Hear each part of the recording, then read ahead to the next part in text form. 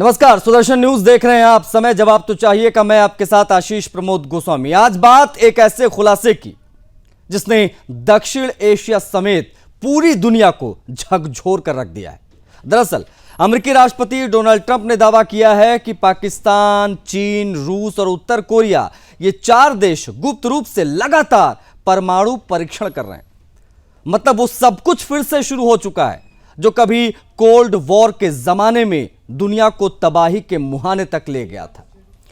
लेकिन इस बार मामला और खतरनाक है, घातक है, क्योंकि परमाणु परीक्षण करने वाले देशों की सूची में शामिल है आतंकिस्तान, पाकिस्तान। वही पाकिस्तान जो आतंक की फैक्ट्री चलाता है, जिसकी जमीन से निकला हर दूसरा चेहरा जिहाद की आग में झुलसा रहता है। और अब वही देश अगर गुप्त परमाणु परीक्षण कर रहा है तो यह भारत के लिए सीधा खतरा है। ट्रंप ने एक निजी चैनल को दिए अपने एक इंटरव्यू में यह बड़ा खुलासा किया। इस खुलासे के बाद कई सवाल सुलगने लगे हैं, क्योंकि पाकिस्तान जो आतंक का पर्याय है, वो अगर एटमी हथियारों के साथ प्रयोग कर रहा है तो क्या, यह बड़ा सवाल है। आज हम सवालों की तरफ भी बढ़ेंगे। सवाल क्या है वो जान लीजिए। दुनिया को न्यूक्लियर नाइटमेयर के लिए तैयार रहना चाहिए क्या? यहां से यह सवाल वाकई गंभीर है। दक्षिण एशिया में एक नई परमाणु दौड़ की शुरुआत हो गई है क्या? क्या भारत भी अब पोखरण 3 की राह पर चलेगा? यह बड़ा सवाल है, क्योंकि इससे पहले 2 परमाणु परीक्षण हम कर चुके हैं।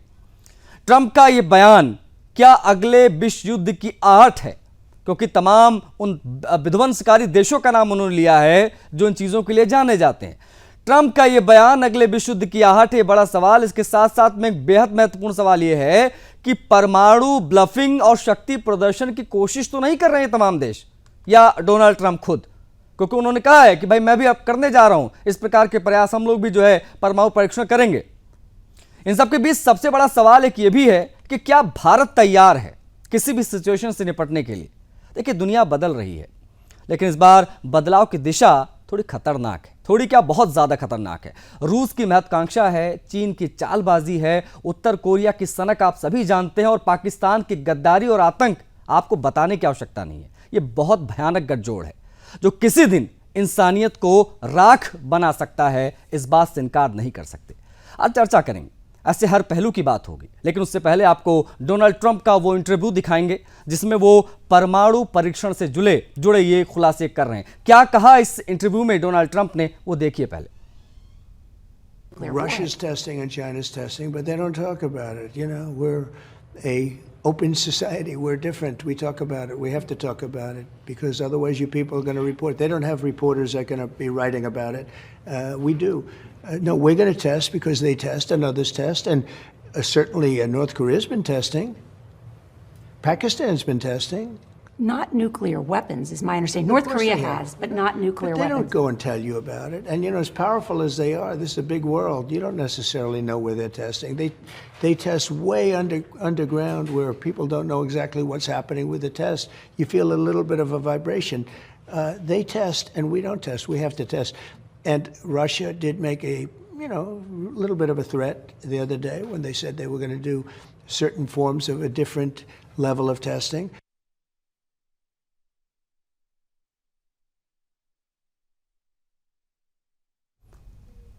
तो परमाणु परीक्षण कर रहे हैं 4 देश, और बेहद महत्वपूर्ण ये जानकारी सभी के लिए है, क्योंकि इसमें पाकिस्तान का नाम भी लिया है डोनाल्ड ट्रंप ने। और पाकिस्तान का जब नाम लिया जाता है तो भारत के लिए अपने आप में बड़ा खतरा, क्योंकि वो आतंकिस्तान है। और उस देश में अगर परमाणु परीक्षण हो रहे हैं तो आप अंदाजा लगा सकते हैं। इस बीच में डोनाल्ड ट्रंप ने यह भी कहा, अगर आपने ध्यान दिया उनका पूरा इंटरव्यू अगर आपने सुना हो, कि आपको सिर्फ वाइब्रेशन फील होता होगा। मतलब जो हम भूकंप के झटके कभी कभार महसूस कर रहे हैं आजकल रात के समय में, जैसा कल रात में भी दिल्ली में भूकंप के झटके महसूस किए गए, क्या ये भूकंप के झटके जो हम महसूस कर रहे हैं वो आसपास हमारे हो रहे परमाणु परीक्षण की वजह से है? एक ये भी सवाल है इन सब के बीच में। लेकिन आज हम बात करेंगे बेहद महत्वपूर्ण इस विषय पर। ट्रंप ने जो दावा किया है उन दावों को किस प्रकार से लिया जाना चाहिए, ये अपने आप में बेहद महत्वपूर्ण हो जाता है, क्योंकि अमेरिकी राष्ट्रपति डोनाल्ड ट्रंप ने ये बेहद बड़ा और हैरान कर देने वाला खुलासा किया और साथ साथ में ये भी क्लियर किया है कि अब यूएस भी लगातार 92 के बाद अब जो है लगातार वो परमाणु परीक्षण करेगा, क्योंकि नॉर्थ कोरिया, रशिया, चीन और पाकिस्तान ये लोग परमाणु परीक्षण कर रहे हैं। उन्होंने स्पष्ट किया कि ये वो देश है जो बताकर नहीं करेंगे, पारदर्शिता होनी चाहिए, लेकिन ये लोग बताकर कुछ भी नहीं करेंगे, ये अपने हिसाब से परमाणु परीक्षण कर रहे हैं। अब ऐसे में हम भी पीछे नहीं रहेंगे। कौन कौन से पैनलिस्ट हमारे साथ जुड़ गए हैं, मैं चाहूंगा एक बार स्क्रीन पर लेकर आया जाए सभी को, उसके बाद हम इस पर बातचीत करेंगे। आशीष सैनी, प्रवक्ता कांग्रेस पार्टी के हमारे साथ जुड़ गए, उनसे हम बातचीत करेंगे। सुरेश गोयल हमारे साथ जुड़ गए हैं, पूर्व राजदूत सुरेश गोयल जी से भी बातचीत करेंगे और टेक्निकलिटीज समझेंगे कि जो ट्रंप ने कहा है उनके इस दावों को किस प्रकार से देखा समझा जाए और ये कितना बड़ा खतरा हमारे देश के लिए है। हमारे साथ कमांडर भूषण दीवान जी जुड़ गए हैं, रक्षा विशेषज्ञ, हम उनसे भी बातचीत करेंगे। बिना किसी देरी के मैं चर्चा की शुरुआत करूंगा। सबसे पहला सवाल, हमारे साथ तपोष जी भी जुड़ गए हैं, स्क्रीन पर आप देख पा रहे हैं। तपोष जी, आपका भी स्वागत है, सभी का स्वागत है। इनफैक्ट चर्चा की शुरुआत में कमांडर भूषण दीवान जी आपके माध्यम से करना चाहूंगा। आप रक्षा विशेषज्ञ हैं, सबसे पहले आपकी प्रतिक्रिया बेहद महत्वपूर्ण होगी सर। डोनाल्ड ट्रंप ने जो कहा उसको किस प्रकार से हमें लेना चाहिए? क्या वाकई में यह संभव है कि पड़ोस में पाकिस्तान लगातार परमाणु परीक्षण कर रहा हो, हमारी एजेंसीज को पता ना हो? ये बिल्कुल संभव है और ट्रंप ने कह भी दिया है खुल के अभी, और इसके कई मतलब हैं। जिस टाइप से अमेरिका और ट्रंप पाकिस्तान को लिफ्ट दे रहे हैं, और लिफ्ट खुले खुले दिल से नहीं दी जाती, हमेशा गरम और नरम चाल चलती है। ये पाकिस्तान को एक्सपोज करके, उनका भांडा फोड़ करके उनको नीचे गिराने की बात भी है दुनिया की नजरों में। और एक बात और भी मेरा खुद का आंकलन ये है, जो कुछ दिन 5 दिन पहले जो under water nuclear capable drone test किया है रशिया ने, जिसमें उसने कहा है सुनामी क्रिएट कर सकता है कई आइलैंड नेशन, कोस्टल लाइंस पे कई कंट्रीज के। तो ये उसके बदले में भी जो एक रशिया जो है, अमेरिका, ट्रंप जो है अपनी जो टेस्टिंग शुरू कर रहे हैं, तो अपना बचाव का भी उनका मतलब हो सकता है, जिसमें रूस, चीन, नॉर्थ कोरिया, पाकिस्तान का नाम भी लिया उन्होंने। अगर पाकिस्तान ने किया नहीं होता तो नाम लेने की जरूरत नहीं थी, पर वो इस गेम 2 इशारे हैं, अपने आप को बचाना भी चाह रहे हैं। पर एक बात और मुझे ख्याल आती, ये शायद मेरा खुद का आंकलन है, न्यूक्लियर ये नोबेल पीस प्राइज चाह रहे हैं ट्रंप साहब, तो ट्रंप साहब एक ऐसा माहौल बना रहे हैं, मैं समझता नहीं हूं ऐसा कोई न्यूक्लियर वॉर का थ्रेट है। होता तो कई पुतिन तो कह चुके हैं यूक्रेन के वॉर में 2-3 बारी, कोई थ्रेट है नहीं। तो ये क्या मुझे लगता है कि ये भी गेम हो सकती है कि न्यूक्लियर थ्रेट करके, और फिर देखो जी मैं ट्रंप, मैंने ये नहीं होने दिया। ठीक है, कहीं ये भी चाल इनकी ना हो। ठीक है सर, प्लीज आप बने रहिएगा। बाकी जो हमारे जो गेस्ट आए हैं उनसे भी एक बार ओपनिंग रिमार्क ले जाए। सुरेश गोयल जी भी हमारे साथ हैं। सुरेश गोयल जी, आपको अच्छा अनुभव है इन तमाम चीजों का, मैं आपसे सीधा समझना चाहूंगा, डोनाल्ड ट्रंप के इस बयान को कितनी गंभीरता से लेने की आवश्यकता है? देखिए, ऐसा है कि डोनाल्ड ट्रंप के जो बयान आते रहे हैं और इसके बीच में काफी बयान ऐसे आए हैं जो कि एक वो हाइपरबोलिक है, झूठ का पुलिंदा है, एक मीडिया का अटेंशन ग्रैब करने के लिए करते रहे हैं। तो उसको मैं ज्यादातर खाली एनालिटिकल बात होती है, उसको मैं ज्यादा गंभीरता से नहीं लेता हूँ। लेकिन अगर परमाणु परीक्षण की बात है, और ये बात सही है कि परमाणु परीक्षण लैब में हो सकता है, इसके जो लैब में परमाणु परीक्षण हुए उसके ऊपर कोई बैन भी नहीं है। अमेरिका और यूएसए ने अपनी स्वेच्छा से उसको रोका हुआ है। ये काफी सारे देशों के पास टेक्निक नहीं है। अंडरग्राउंड अगर टेस्टिंग कर रहे हैं तो ये बात सही है कि शायद पता ना चले, लेकिन ज्यादातर देश ये बात जानते हैं कि परमाणु परीक्षण दोबारा शुरू करने का मतलब दुनिया को एक ऐसे अंधेर में, एक ऐसे खतरे में धकेलना है जिससे दुनिया का कोई भी देश नहीं बचेगा। तो मेरा मानना यह है कि कोई भी देश ऐसा कदम उठाने से पहले कई बार सोचेगा, कई बार उसका आकलन करेगा कि करना कितना जरूरी है, कितना जरूरी नहीं है। इसलिए मैं उसको बड़ी गंभीरता से लेता हूं, लेकिन उसके बारे में जो बाकी रिपोर्ट थे मैं उनका इंतजार करना चाहूंगा। एक तो बात ये है, दूसरी बात यह है कि मैं ये समझता हूं कि परमाणु परीक्षण हुए हैं या नहीं हुए हैं, उसका सबसे भयानक जो कॉन्सिक्वेंस है मैं उसके बारे में बातचीत करना चाहूंगा कि बड़ी मुश्किल से एक न्यूक्लियर टेस्टिंग के ऊपर रोकथाम लगी थी। अगर ये न्यूक्लियर वेपन्स दोबारा से बढ़ने शुरू हुए तो बैलेंस जो अभी तक बना हुआ था वो फिर गड़बड़ होगा। इस पर सर मैं आगे आपसे बात करूंगा, इस पर मैं सुरेश जी बात करूंगा। जो अंतर्राष्ट्रीय संस्थाएं हैं क्या वो अब निष्क्रिय हो गई हैं, इसके बारे में भी मैं आपसे समझूंगा, क्योंकि अगर इस प्रकार से चलता रहा, चाइना परमाणु परीक्षण कर रहा है, पाकिस्तान कर रहा है, कोरिया कर रहा है, तो क्या ये माना जाए दक्षिण एशिया में कोई नई परमाणु दौड़ की शुरुआत हो गई है क्या, जैसा कि हम देख रहे थे 90s में। इस पर भी आपसे विस्तार से बात करेंगे। जो हमारे साथ रक्षा विशेषज्ञ हैं कमांडर भूषण जी, उनसे भी इस पर विस्तार से हम चर्चा करेंगे। लेकिन दो पैनलिस्ट हैं, दो पार्टीज के साथ, दो पार्टी के हमारे साथ हैं। भारतीय जनता पार्टी से तपोष पाल है, कांग्रेस से आशीष सैनी जी हैं। तपोष पाल, आपसे समझना चाहूंगा, पाकिस्तान अगर वाकई में एटमी परीक्षण कर रहा है, ऐसी हरकतें कर रहा है, तो भारत का अगला कदम क्या होना चाहिए, और ट्रंप ने जो कहा उसको आपकी सरकार किस प्रकार से ले रही है? देखिए, सबसे पहले तो महिला क्रिकेट टीम को बहुत बहुत शुभकामनाएं। पहली बार वो वर्ल्ड कप जीते हैं।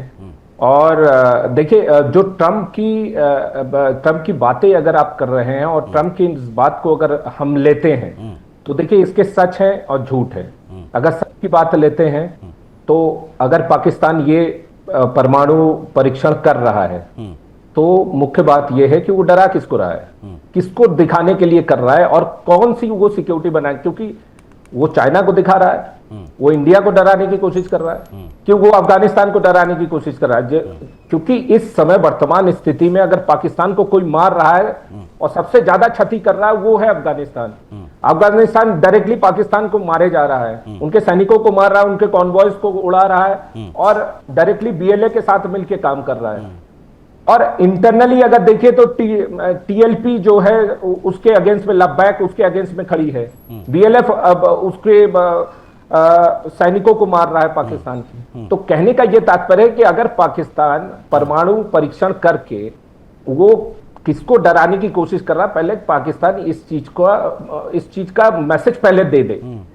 This is number 1। नंबर 2, अगर पाकिस्तान ये सोच रहा है, मैं ये मान के चल रहा हूं कि जो ट्रंप कह रहे हैं वो सच कह रहे हैं, वो पाकिस्तान कर रहा है और पाकिस्तान आगे उसका प्रयोग करने के लिए भी कर रहा है, तो सबसे पहले मेरे ख्याल से प्रयोग ये करेंगे अफगानिस्तान पे, क्योंकि अफगानिस्तान ही तो मार रहा है। अगर आप इसका लॉजिक इस तरीके से देखिए कि अफगानिस्तान सबसे ज्यादा पाकिस्तान को मार रहा है, चाइना कुछ नहीं कर रहा है और वो बम चला देगा इंडिया पे, तो उसका क्या मतलब है? इंडिया पे बम चलाएगा तो इंडिया के पास भी बम रखे हुए हैं, परमाणु बम, इंडिया भी 3 मारेगा, पाकिस्तान खत्म हो जाएगा। नहीं सर, ये अगर वो अफगानिस्तान पे चलाता है तो उसको वापस परमाणु बम मिलने के चांसेस बहुत कम है। अगर ये अफगानिस्तान को डराने की कोशिश कर रहा परमाणु बम से, तो पाकिस्तान की सोच और उनके आईएसआई, मतलब आप ये कह रहे हैं कि ज्यादातर संभावना है कि ये परमाणु ब्लफिंग हो रही है।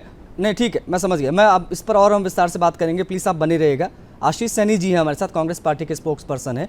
कांग्रेस पार्टी का क्या टेक है सर, इस पर मैं समझना चाहूँगा आपसे, क्योंकि अगर वाकई में कोई चाइना पाकिस्तान का कोई न्यूक्लियर गठजोड़ है तो इसमें अब यहाँ से आगे हमें किस प्रकार से देखना चाहिए इसको, और कांग्रेस पार्टी का इस पर टेक भी जानना चाहूँगा। आशीष जी। देखिए, पहले मैं बताना चाहूंगा कि कांग्रेस पार्टी का बिल्कुल क्लियर विजन रहा है और हमने कई मौके पर इस बात को सामने रखा है कि चाइना सामने है, रशिया उसके पीछे खड़ा है और चाइना और रशिया मिलकर पूरी दुनिया पर किस प्रकार से होल्ड करने के लिए कितने प्रकार के काम कर रहे हैं। आपको ध्यान हो, उत्तर कोरिया ने एक मिसाइल जापान के ऊपर को होते हुए अमेरिका की तरफ दागी थी। बिल्कुल, ना तो कोई युद्ध चल रहा था, ना कोई लेना देना था, उठाकर दाग दी। और पाकिस्तान, अगर मैं एक शब्द में कहूं, क्योंकि आपके दर्शकों को एकदम समझ में आएगा कि आज पाकिस्तान बिक चुका है अमेरिका के पास, यूरोप के चीन और रशिया के पास, तीनों ने उसे खरीद लिया है। आज पाकिस्तान अपने आप में कोई देश नहीं रहा, वो उनका एक लॉन्चिंग पैड बन चुका है। एक हिस्से पर अमेरिका कब्जा करेगा, एक पे चाइना करेगा, एक पे रशिया करेगा। ये मेरा आकलन है और हमारी पार्टी की राय भी यही है कि पाकिस्तान को एक उपनिवेश बचने से, यानी इन लोगों के कब्जा होने से बचाने की भी जरूरत है, क्योंकि उसका इस्तेमाल केवल भारत का नुकसान करने के लिए, भारत के बाजार पर कंट्रोल करने के लिए और भारत को डराने धमकाने के लिए किया जाएगा। ये बात हमारी पार्टी के नेताओं ने स्पष्ट रूप से देश के सामने रखी और पूरी दुनिया के सामने भी हम लोग यही बात रख रहे हैं। और हम आज यही बात कह रहे हैं कि चाइना देश के लिए बड़ा खतरा है। फिर वही बात हमने जो पहले कही, इस बात का बीजेपी के लोगों को बुरा लगता है तो लगता रहे, लेकिन असली स्थिति यह है कि भारत के लिए बड़ा खतरा भारत की मैन्युफैक्चरिंग इंडस्ट्री के लिए, भारत की अर्थव्यवस्था के लिए और भारत की आंतरिक और बाहरी सुरक्षा के लिए सबसे बड़ा खतरा चाइना है। पाकिस्तान की औकात नहीं है कि भारत के से लड़ सके। हमारी एक बटालियन काफी है पूरे पाकिस्तान को निपटाने के लिए, आप देख भी चुके हैं। लेकिन अगर बॉर्डर पर हम जीत रहे हैं और दिल्ली में हम घुटने टेक रहे हैं, तो ऐसी नीति में ये कि हमने टेके किसके कहने पर, किसके सामने है। 56 बार डोनाल्ड ट्रंप बोल चुके हैं कि मैंने युद्ध विराम कराया। मतलब कब हमने घुटने टेके आशीष जी? मुझे तो नहीं याद आता हमने मैं घुटने बता रहा हूँ ना टेक दिए। घुटने कहाँ टेके हैं। 56 बार डोनाल्ड ट्रंप ने कहा कि मैंने भारत पाकिस्तान युद्ध, जिसमें 24 हमारे नागरिक मारे गए, वो जो युद्ध हुआ था उसका समझौता कराया। हम उसका विरोध नहीं कर पाए। लेकिन आज भी मैं दोबारा से कह रहा हूं कि डोनाल्ड ट्रंप और पाकिस्तान कुछ नहीं है। चाइना और रशिया मिलकर जितना भारत का नुकसान कर सकते हैं और वो करते जा रहे हैं। अभी आपने देखा कि जो तेल की खरीद को लेकर भी उन्होंने हमारी जो प्रॉफिट हो सकता था उसको नुकसान करने का काम किया, हम पर टैरिफ भी लगाया। तो एक लगाने वाले कौन है? कोई अमेरिका भी टैरिफ लगा रहा है, चाइना का मना रहा है, वो भी हमें लूट रहा है, रशिया का मना रहा है तो पाकिस्तान को हथियार सप्लाई कर रहा है चाइना के माध्यम से। उत्तर कोरिया आज भी इन्हीं के साथ खड़ा हुआ है। हमारे ऊपर पाकिस्तान ने आतंकवादी हमला किया, हमने जवाब दिया। तो जो ये आसपास के छोटे मोटे देश हैं जो भारत के ऊपर कहीं ना कहीं निर्भर थे, आज वो भी हमें आग दिखाने का काम कर रहे हैं। तो वास्तव में आशीष जी ये हमारे लिए खतरा है, इसको समझने की जरूरत है रक्षा विशेषज्ञों के साथ भी, और जो विशेष रूप से जो विदेश नीति को भी हमें बहुत अधिक सुदृढ़ करने की जरूरत है। हम बहुत बड़े खतरे के बीच में बैठे हैं, लेकिन उससे निपटने के लिए हमारी सरकार और हमारी सेनाएं, सरकार से मतलब भारत की सरकार सक्षम है। ठीक है, ओके, प्लीज अब बनी रहेगा आशीष जी, हम इस पर और विस्तार से चर्चा करेंगे, डीपली चर्चा करेंगे। हमारे साथ कमांडर भूषण दीवान जी हैं। भूषण दीवान जी, सीधे सीधे मैं अगर आपसे समझूं तो क्या ये माना जाए कि पूरा साउथ एशिया अब एक नई परमाणु दौड़ में शामिल हो गया है? अगर ऐसा है तो क्या भारत भी पोखरण 3 की तरफ विचार कर रहा है, या करेगा, या करना चाहिए? आशीष जी, एक होती है सेकंड स्ट्राइक कैपेबिलिटी न्यूक्लियर में जी, जो पाकिस्तान के पास नहीं है, जो भारत के पास है। मैं बताता हूं सेकंड स्ट्राइक कैपेबिलिटी क्या है। जी सर। मतलब सबमरीन लॉन्च्ड, सबमरीन में लॉन्च की, सबमरीन से जो लॉन्च की जा सकती है ऐसी न्यूक्लियर मिसाइल। क्यों ये सेकंड स्ट्राइक कैपेबिलिटी की जाती है? हम तो कहते हैं एनएफयू माने नो फर्स्ट यूज। पर उसके बाद अगर पाकिस्तान हिमाकत करता है हमारे ऊपर न्यूक्लियर अटैक करने की, वो लैंड से कर सकता है, एयर से कर सकता है। पर सबमरीन एक ऐसा स्ट्रेटेजिक एसेट होता है, वो मालूम नहीं सबमरीन कहाँ पे है और कहाँ से अटैक करेगी। जब मालूम नहीं कहाँ से अटैक करेगी तो दुश्मन की तबाही लाजमी है। इसलिए इसे कहा जाता है बड़ी स्ट्रॉन्ग कैपेबिलिटी है, चंद देशों में ही है सेकंड स्ट्राइक कैपेबिलिटी। तो ये इसके वजह से पाकिस्तान ये हिमाकत नहीं करेगा। पर फिर भी ये कहना जरूरी है कि जो आदमी कपड़े नहीं पहनता है उससे लड़ाई करना बड़ा मुश्किल है। कुछ नहीं बचा उनका, 5 भागों में बंटने को तैयार है। अफगानिस्तान, केपीके, तालिबान, बलूचिस्तान, ये तो उन पे अटैक हो रहे हैं डोरन लाइन पे। सिंध टूटने को तैयार है, पीओके भी उस हालत में है। तो ये पाकिस्तान जो है बढ़ रहा है धीरे धीरे क्या, दिन प्रतिदिन, हफ्ता प्रति हफ्ता बड़ी तेजी से बढ़ रहा है टूटने के कगार में। तो ये पाकिस्तान अगर समझता है कि भूल कर रहा है कि अमेरिका बचाएगा, चीन बचाएगा, नहीं बचाएगा। क्यों? टूटेगा तो वो एक पार्ट अमेरिका संभाल लेगा, चीन भी संभाल लेगा अपना अपना। तो ये इस तरफ बढ़ रहा है पाकिस्तान, मेरी समझ में। इकोनॉमी उनकी वैसी खराब है। तो मतलब ये आ रहा है कि जहां तक भारत को खतरा है, हर लड़ाई में तो खतरा होता है, पर ये सेकंड स्ट्राइक कैपेबिलिटी से पाकिस्तान तो छोटा सा देश है, कोई डेप्थ नहीं है, तबाह हो जाएगा, ये काम करेगा नहीं मेरी समझ में। और इसलिए साउथ एशिया के अंदर ये रेस होने वाली बात मैं समझता हूँ ये ठीक नहीं होगी, ये ऐसा नहीं हो सकता है। ठीक है, ओके, प्लीज़ बने रहेगा। सुरेश जी भी हमारे साथ है। सुरेश जी, मैं आपसे सीधा समझूंगा कि आज जो अंतर्राष्ट्रीय संस्थाएं हैं वो इतनी निष्क्रिय क्यों हो गई हैं, अगर वाकई ऐसा हो रहा है तो? एक चीज़ ये, दूसरी चीज़ ये कि हम देख रहे हैं कि भाई अगर 4 बड़े देश जो है इस गुप्त तरीके से एटमी खेल रहे हैं, तो हिंदुस्तान शांति की बातें क्यों कर रहा है? क्या वो समय नहीं आ गया है कि नो फर्स्ट यूज़ वाली नीति में भी कुछ संशोधन होना चाहिए तैयार रहने के लिए? देखिए ये 2 बातें फर्क है कि नो फर्स्ट यूज की जो पॉलिसी है वो अलग है, और एक ये जो परमाणु परीक्षण के लिए एक जो बैन लगने वाली बात है वो अलग चीज है। मैं पहले बात करता हूं कि दक्षिणी एशिया में कितना खतरा बढ़ा है और भारत के पास ऑप्शंस क्या क्या हैं। जहां तक परमाणु ऑप्शंस की बात है, हमारे पास सेकंड स्ट्राइक कैपेबिलिटी है, और अगर सेकंड स्ट्राइक कैपेबिलिटी है तो उसके बाद में चाहे हमारे पास 100 परमाणु बम एक्स्ट्रा और हो या 200 एक्स्ट्रा हो, उनका कोई मतलब रह नहीं जाता है। क्योंकि एक बार अभी मान लीजिए कि पाकिस्तान ने एक न्यूक्लियर वेपन का इस्तेमाल किया और उससे हमारा एक शहर तबाह हो गया, तो उसके बाद से हम सेकंड स्ट्राइक कैपेबिलिटी काम में लेकर के पाकिस्तान का एक शहर तबाह कर देंगे या 2 शहर तबाह कर देंगे। किसी भी मुल्क में, और ये मैं बात अब कह रहा हूँ कि किसी भी मुल्क में इतनी कुव्वत नहीं होती है कि उनका पूरा शहर तबाह हो जाए और उसके बाद भी वो जो है लड़ाई में लगे रहे। अगर वो लड़ाई में लगे रहे उसके बाद भी, तो ये पागलपन होगा। पागलपन में तो इंसान कुछ भी कर सकता है। तो मैं नहीं समझता हूँ कि इससे ज्यादा जो यूज भी नहीं होंगे, वो खाली कहने के लिए कि देखिए मेरे पास ज्यादा परमाणु बम है, उसी का आवश्यकता नहीं है। इफेक्टिव कैपेबिलिटी होनी चाहिए, डिलीवरी होनी चाहिए, वो बात अलग है। तो ये तो बात रही कि परमाणु परीक्षण हम करें या नहीं करें। और अब मैं बात करता हूँ जो अंतर्राष्ट्रीय इंस्टीट्यूशंस हैं। मैं एक चीज कहूंगा कि इंटरनेशनल इंस्टीट्यूशंस तभी तक कारगर हैं जब तक कि जो मेंबर देश हैं वो उसको कारगर बनाने के लिए प्रयत्न करते रहे। अगर आज यूएसए ये कहेगा कि भाई आप यूएन में कुछ भी कहते रहिए, मुझे करना है तो मैं करूंगा, या रशिया ये कहे या ईरान ये कहे या कोई भी कुछ कहे, तो कोई ऐसा माध्यम नहीं है कि उनको रोका जा सके। तो इसीलिए अगर हम निष्क्रिय होने की बात करते हैं, इनइफेक्टिव होने की बात करते हैं, मैं कहूंगा कि अगर हैं तो उसके लिए जिम्मेदार कौन है?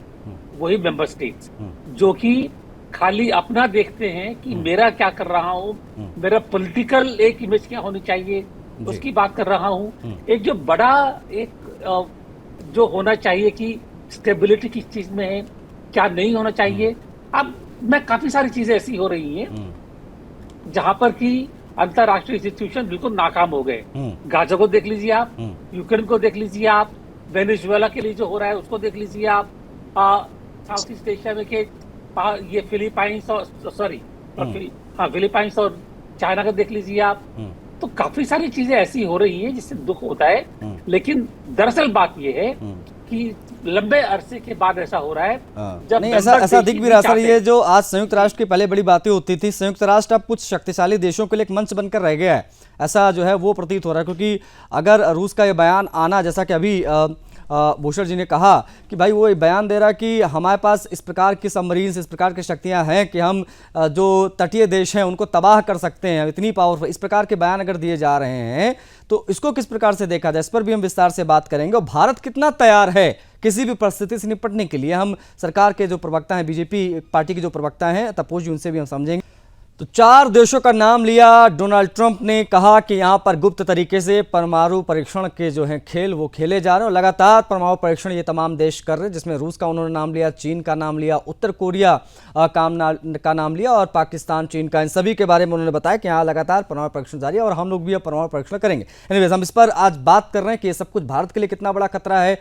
दक्षिण एशिया में क्या कोई नई दौड़ जो है वो शुरू हो गई है परमाणु परीक्षण की, इन सभी पर आज हम बात कर रहे हैं। तपोज जी की तरफ मैं बढ़ूंगा, प्रवक्ता बीजेपी का, उनसे बातचीत करेंगे। तपोज जी, ये सारी बातें अगर सच निकलती हैं तो हिंदुस्तान कितना तैयार, सीधा सवाल है। तपोज जी। त्रिशूल चल रहा है, उसमें वार्म अप करके हमारी सेना बिल्कुल से रेडी है। पाकिस्तान को जब मन करे तब वो ये टेस्ट कर सकता है, उसको बहुत अच्छा स्वाद मिलेगा। तो और पाकिस्तान को ऑपरेशन सिंदूर में उसको समझ में भी आ गया है, तो इसलिए कहीं से कोई दो राय नहीं है इसमें। लेकिन देखिए, डोनाल्ड ट्रंप ने जो पाकिस्तान के लिए कहा, चीन, उत्तर कोरिया और रूस के लिए कहा, वो तो ठीक है, बाकी कंट्रीज के लिए था, लेकिन उन्होंने जो अपने कंट्रीज के लिए कहा वो बहुत चौंकाने वाले हैं। सीबीएस न्यूज के जो कार्यक्रम 60 मिनट में उन्होंने जो रविवार को इंटरव्यू दिया, उसमें उन्होंने साफ साफ ये कहा कि अमेरिका फिर से परमाणु परीक्षण शुरू करने जा रहा है या शुरू करने की आवश्यकता है। और उन्होंने ये भी कहा कि हमारे पास दुनिया को 150 बार नष्ट करने जितना परमाणु हथियार है। तो देखिए, ये सीधा सीधा पूरे विश्व को धमकी देने वाली बात है और पूरे विश्व को एक युद्ध के जोन में ले आने की बात है, जो कि बहुत ही खतरनाक है। ये जहां शांति के लिए नोबेल पुरस्कार की बात कर रहे हैं, वहां पे ये उल्टे डायरेक्शन में जा रहे हैं और इन तरीके की चीजों को वो लेके आ रहे हैं। एक चीज और है, इस स्टेटमेंट से साउथ ईस्ट एशिया में एक हड़कंप मचने की पूरी संभावना है, क्योंकि जिस तरीके की दौड़ वो दिखाने की कोशिश कर रहे हैं, स्पेशली चीन उत्तर कोरिया के साथ रहता है, पाकिस्तान का भी बैकअप रहता है चीन को। नहीं, इन सब के बीच में सर बताइए मुझे कि पाकिस्तान की नेटमी हरकतों का हमारे पास क्या जवाब है, क्या रणनीति है, क्या मतलब क्या, मैं इस पर कुछ जानना चाहूंगा आपसे तपोश जी। नहीं देखिए, that's what I am saying कि इनिशियली अगर इस समय पाकिस्तान को कोई मार रहा है तो दो ही लोग मार रहे हैं। एक बीएलए है जो कि बलूचिस्तान लिबरेशन आर्मी है, जो कि उनके यहाँ खुद के हैं, वो फेल हुए हैं उसको कंट्रोल करने में जी। और दूसरे हैं तालिबान, वो उनको मार रहा है। तो अब चक्कर ये है कि वो इन परमाणु बमों से कंट्रोल किसको करना चाहता है। अगर बीएलओ को कंट्रोल करना चाहेंगे तो पाकिस्तान को अपने अंदर बम चलाना पड़ेगा, और अगर तालिबान को कंट्रोल करना चाहेंगे तो तालिबान पे उनको अफगानिस्तान पे बम चलाना पड़ेगा। अफगानिस्तान पे बम अगर उन्होंने चला दिया पाकिस्तान ने इसको कंट्रोल करने के लिए, क्योंकि एक बार वो हवाई हमला कर चुका है, एक बार वो रॉकेट से वहां पे हमले कर चुका है, तो ये तो सबसे बड़ा मतलब भस्मासुर जैसी बात हो जाएगी कि वो अपने ही घर पे परमाणु हथियार चला दे रहे हैं। तो इसीलिए इस पे बहुत बड़ा डाउट है। भारत पे जहां तक ये परमाणु बम चलाने की बात है, देखिए एयर डिफेंस सिस्टम हमारा बहुत स्ट्रांग है, और उसके बाद भी अगर मान लीजिए कुछ इस तरीके की चीजें होती है तो हमारे पास रिटेलिएट करने के लिए परमाणु बम है, लेकिन अफगानिस्तान के पास नहीं है। अगर पाकिस्तान अफगानिस्तान पे परमाणु बम चलाता है तो अफगानिस्तान कभी नहीं दाग पाएगा परमाणु बम पाकिस्तान के ऊपर। तो जहां तक संभावना है कि पाकिस्तान अगर परमाणु बम चलाने की कोशिश कर रहा है तो वो फिर तालिबान पे चलाएगा, हम पे नहीं चलाएगा। अब हम पे चलाने की उतनी हिम्मत भी नहीं होगी उसकी, और अगर वो तालिबान पे चलाएगा तो सारे मुस्लिम कंट्रीज उसके विरोध में जाएंगे। ये पूरा का पूरा एक ऐतिहासिक स्टेप रहेगा। ठीक है, आशीष जी भी हमारे साथ तरीके से बैकफुट पे जाएंगे। आशीष जी भी हमारे साथ हैं, तपोश आप प्लीज बने रहिएगा। आशीष जी, हमने 2 परमाणु परीक्षण किए। 74 में जहाँ तक मुझे मैं रिकॉल कर पा रहा हूँ, 74 में इंदिरा जी प्रधानमंत्री थी, तब पहली बार हमारे देश में परमाणु परीक्षण हुआ, हम परमाणु शक्ति बने। उसके बाद में 98 में अटल जी थे, जब 5 बमों का साथ परीक्षण हुआ था पोखरण में। आज अगर नौबत यह आ गई है कि तमाम देश शक्ति प्रदर्शन कर रहे हैं या शायद परमाणु ब्लफिंग की बातें हो रही हों, इन सब के बीच में क्या हमको भी पोखरण 3 की तरफ बढ़ना चाहिए या इसकी आवश्यकता है अभी? देखिए, निश्चित रूप से परमाणु परीक्षण करने की आवश्यकता भी है, और लेकिन यह समझने की भी जरूरत है कि पड़ोसी देश पाकिस्तान में, जो भारत का दुश्मन देश भी है, वहां पर ये परमाणु परीक्षण करा कौन रहा है। वास्तव में ये परमाणु परीक्षण चीन और रूस ने किए हैं, और वो वहां पर अपना बेस बनाना चाहते हैं। अमेरिका भी वहां पर अपना बेस बनाना चाहता है। वर्तमान में जो लड़ाई प्रथम दृष्टया अगर दिखाई दे रही है तो अमेरिका और रशिया और चाइना के आमने सामने खड़े होने में और पाकिस्तान में अपना बेस बनाने की है। वो अपनी आर्मी को, अपने एयरक्राफ्ट को वहां पर स्टेब्लिश करेंगे, अपने परमाणु बम भी रखेंगे, और वो सब लोग इसलिए रखेंगे कि अमेरिका को और यूरोप को, इन सबको मालूम है कि परमाणु बम अपने यहाँ रखने से उनके डिस्ट्रॉय होने की स्थिति में विकिरण का खतरा है। तो पाकिस्तान में रखेंगे तो मरेगा तो पाकिस्तान मरेगा, या पाकिस्तान के लोग मरेंगे, या आसपास के लोग मरेंगे। तो वो लोग दक्षिण एशिया के क्लाइमेट को भी खतरे में डाल रहे हैं, और यहाँ की शांति व्यवस्था को भी। तो हमारी जो असली लड़ाई उन लोगों से है, दुश्मन को पहचानने की जरूरत है कि हमारी लड़ाई उनसे है जो पाकिस्तान में अपना बेस बनाना चाह रहे हैं। भारत की सरकार ये समझ ले कि असली दुश्मन को और उससे बचाव के तरीके, उन्होंने परमाणु बम बनाया और हम भी परमाणु बम बना के बैठ जाए तो ये कोई समाधान नहीं है। लेकिन कोई भी देश वहां पर आकर अपना बेस बनाकर हमें डराने धमकाने की या हमारे बिजनेस को कंट्रोल करने की कोशिश करेगा तो हमारी जवाब देने की क्षमता होनी चाहिए। ये कांग्रेस पार्टी ने अपने बयान में कई बार कहा भी है, और आगे भी जब जरूरत होगी, और कहीं भी देखिए कभी भी सरकार को जरूरत पड़ती है तो हमारी पॉलिसी एक जैसी रहनी चाहिए। राज्य के अंदर, यानी देश के अंदर सरकार कोई भी हो, लेकिन जो फॉरेन पॉलिसी और डिफेंस पॉलिसी है वो रहनी चाहिए मजबूत, समय में ताकि जो हम देश को पॉलिसीज हैं आशीष जी, जो मौजूदा समय हमारी पॉलिसीज है, जो हमारी नीतियां हैं, इन सबको देखकर नहीं लगता कि अगर इस प्रकार की कोई स्थिति बनती है तो हम ये कह सकते हैं कि भारत सुरक्षित हाथों में है?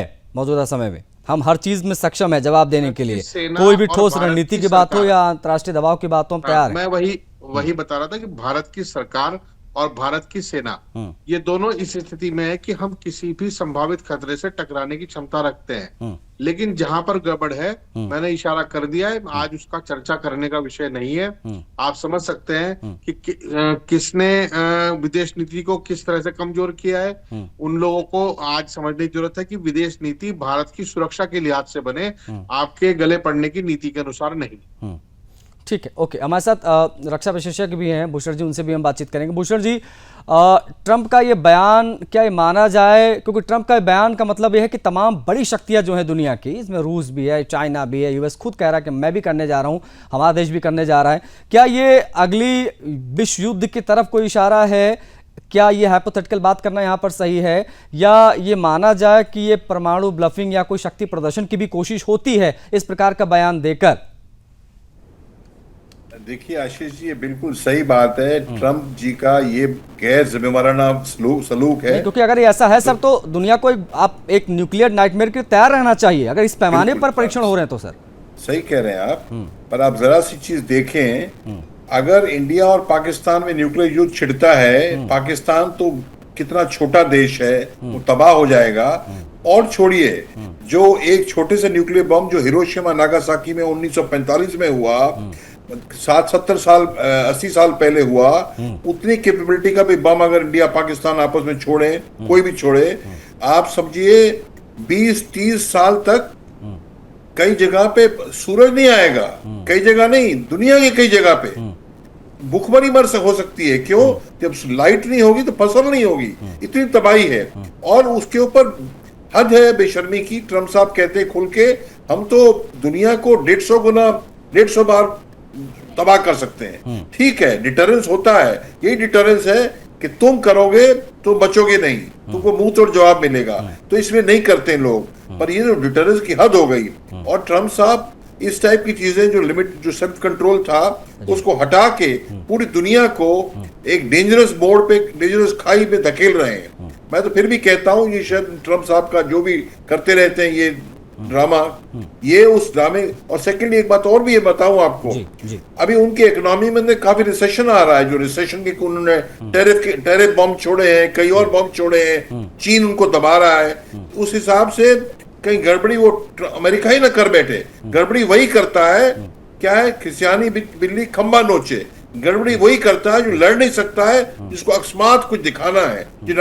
नागासाकी हिरोशिमा में क्या हुआ, पूरी फ्लीट पर्ल हार्बर में खड़ी हुई थी अमेरिका की, और खड़ी फ्लीट पे जापानीज कामिकाजे छोटे प्लेन में आके प्लेन को उन्होंने, अपने प्लेन्स को जाके उनकी जहाज, जंगी जहाज की फनल में टकरा दिया, जहाज उड़ गए। फिर इतना बुरा नाक कट गया उनका, न्यूक्लियर छोड़ दिया। तो जब बुरा नाक कटता है तो खतरा बढ़ जाता है। पर लबोलबाब ये है कि ट्रंप साहब ये बहुत गलत काम कर रहे हैं। और आपने पूछा कि ये यूएनओ संस्था क्या कर रही है। जनाब, 2000 में 25 साल पहले 2003 में इराक के ऊपर अटैक कर दिया, वेपन ऑफ मास डिस्ट्रक्शन।